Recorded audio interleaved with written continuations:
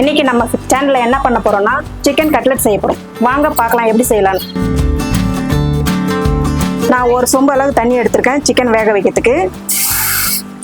Chicken நல்லா வேகணும், வெந்தாதான் அந்த கட்லெட்டுக்கு நல்லா இருக்கும். சிக்கன் கட்லெட் செய்யறதுக்கு 1/2 கிலோ சிக்கன் எடுத்துட்டு வந்திருக்கேன்.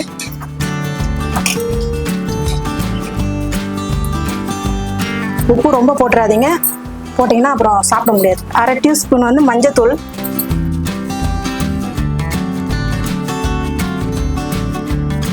சிக்கனை வேக வச்சு எலும்புலாம் இல்லாமல் இந்த மாதிரி பொடி பொடியாக மிக்சியில் போட்டு ஒரு ஓட்டு ஓட்டிட்டு நம்ம வானலில் ஒரு வதக்க போகிறோம். அப்போ தான் இந்த ஈரம் போகும்.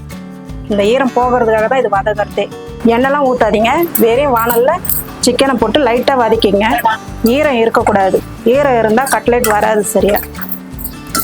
லைட்டாக மஞ்சள் போட்டுக்கோங்க. காரத்துக்கு தகுந்த மாதிரி நான் 1 டீஸ்பூன் மிளகாத்தூள் போடுறேன். உப்பு 1/2 டீஸ்பூன் போடுறேன். இதை நல்லா கிளறிக்குங்க. சிக்கனை நல்லா உதிரி ஆனோடனே இந்த மாதிரி போட்டுக்கோங்க. இதில் நான் பச்சை மிளகா, கருவேப்பிலை, மல்லி, 2 வெங்காயம் கட் பண்ணி சின்ன சின்னதாக கட் பண்ணி வச்சுக்கோங்க.